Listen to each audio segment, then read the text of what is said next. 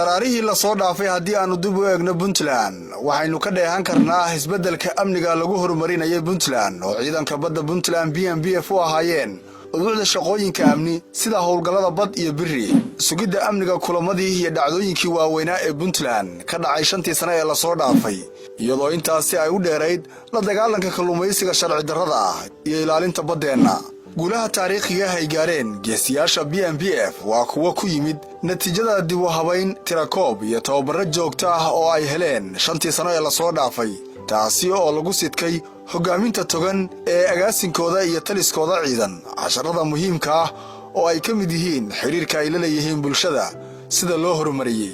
marka laga yimaado howlgallada guulaystay iyo khibradda iyo horumarinta ciidan waxaan BNBF sidoo kale ay kor u qaadeen xiriirka iskaashiga amni ee ay la leeyihiin hay'adaha caalamiga ah oo ay iska kaashadaan amniga baddeena biyaha badaha caalamiga ah iyo tababarrada ciidanka sida hay'adaha AUCAP, AUNEVA, Interpol iyo IMO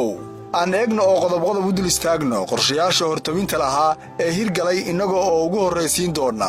ciidamo u dhiifan danta daryeelka iyo difaaca diinta dalka iyo dadka Puntland ee BNBF waxay 5 sano ee la soo dhaafay ay fuliyeen howlgallo muhiim ah kuwaasi oo leh kuwa qorshaysan kuwa mudaysan iyo kuwa joogto ah iyagoo ka duulaya qorshayaasha hortobinta leh ee dawladda iyo awaamiirta hogaamiyaasha ciidanka oo hormuudka u yahay agaasimaha guud ee ciidamada ahna taliyaha ciidanka mudane Cabdirabi Cabdisamad Maxamed howlgallada ay ciidamadu ku difaacayeen dalkooda iyo dadkooda waxaan ka eegi doonaa 5 dhinac kuwaasi oo kala ah la dagaalanka argagixisada howlgallada jiriifka la dagaalanka tahriibka gurmadka iyo garab istaagga shacabka ka howlgalida sugidda amniga dhacdooyinka waaweyn iyo munaasabadaha taariikhiga howlgallada jiriifka kalluumaysiga sharci darrada ah iyo burcadbadeedka waa guulo taariikhi ah oo ay 5 sano ee la soo dhaafay ciidamada BNBF u qabsoomay in ka badan 328 howlgal ayaa la fuliyay kuwaasi oo laga gaaray guulo wax ku ool ah iyadoo lagu soo qabtay in ka badan 94 gaadiidka badda iyo agabyo kale halka gacanta lagu dhigay dad gaaraya 516 qof oo caadaystay falalkaasi sharciga baalmarsan howlgallada la dagaalanka tahriibka hubka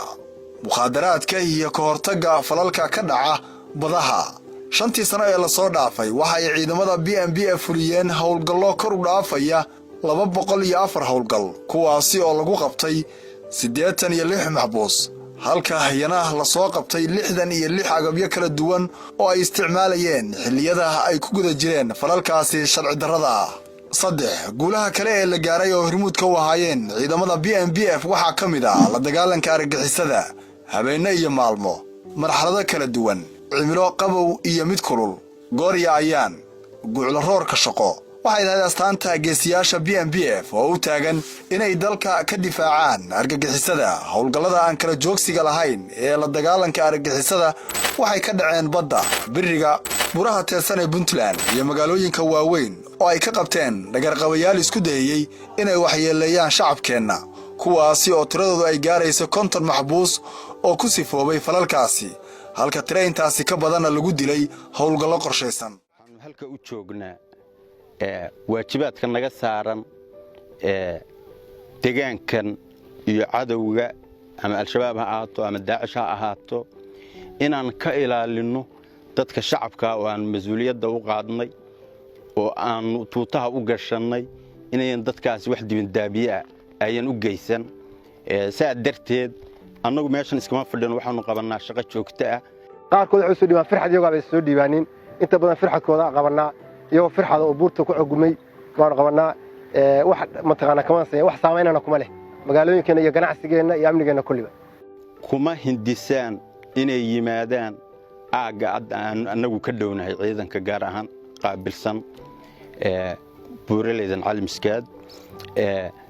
saa darteed sida halka maanta aan noogu timaadeen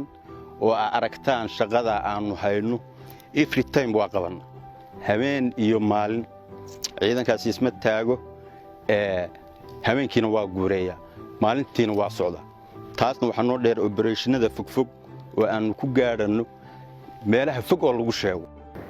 aad iyo aad bulshada u mahadsan yihiin wada shaqaynta ay nala shaqeeyaan har iyo habeenba ay nolol garab taagan yihiin waana ku mahadsan yihiin xilli kasta iyo waqti kasta inala garab taagayna annana waxu nahay difaaca habeen iyo maalin naga soo jeedna amniga Puntland mara noqon doono mid walwal laga qabo sida bariga aan uga hawlgallo baan badana uga hawlgallo badda ruuxeeda waxaanu leenahay wada shaqayn doonyaha sharciyeysan kalluumaysatada shacabka oo badda u shaqo tagta bad waa wax hawl badan waxaa yimaada doonyo sharci darra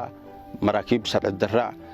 kuwaasna sida xogtana loo soo siiyo baan xogtoodana u helnaa waxaanu leenahay gaadiid badeed sixnimada dheerdheereeya oo daqiiqad kaga jawaaba kuwa cashuurta la carara maraakiibta sharci darrada ah iyo wixii dadka shacabka oo deegaanka degan hadday lumaan hadday baddu la raqanto iyo haddii wax ku gaadhaan badda dhexdeedaba annaga ciidan u ah waajibaadna naga saaran yahay kana falcelin marka sidaa buuxda si leeg baanu baddana ugu leenahay xidhiidh badda ruuxeedu sidaas oo kale baa waxaa u jooga mid muqadaraad ka shaqeeya mid wax tahriibiya mid sharci darro ku yimaada intaba si degdega sidaanu barigaba uga hawlgallo baanu baddana uga hawlgallaa si degdega baanu iyana uga jawaabnaa dhinaca kale ciidanka BNBF waxay udubdhaxaad u noqdeen hawlgallo wadareed ay wadajir ula fuliyeen ciidamada kala duwan ee dawladda Puntland ee Soomaaliyeed kuwaasi oo lagula dirirayay wax kasta oo liddi ku ah xasiloonida iyo nabadda dalkeena iyo dadkeena iyadoo ay ka dhasheen qorshayaashaasi 129 hawlgal oo si wadajir ah loo fuliyay waxa laga dhaxlay isfaham iyo wada shaqayn mug leh oo ay yeesheen ciidamadu iyo mas'uul wanaagsan oo kor u qaaday hubinta sugnaanshaha amniga dalka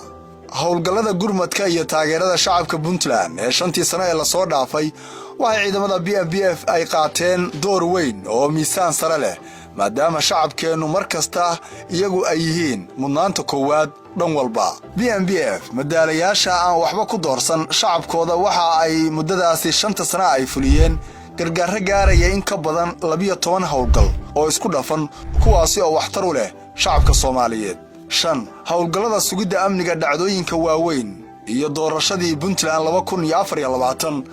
2024-2029 ciidamada BNBF oo kaashanaya ciidamada kale ee dawladda Puntland waxay door muhiim ah ay ku lahaayeen sugidda amniga dhacdooyinka waaweyn ee ka dhacay Puntland 5 sano ee la soo dhaafay sida sugidda doorashooyinka hal qof iyo hal cod doorashadii golaha wakiilada iyo madaxtooyada ee Janaayo 2024 shirar waaweyn kulamo bulsho isu soo baxayo iyo ciyaarihii gobolada ee Puntland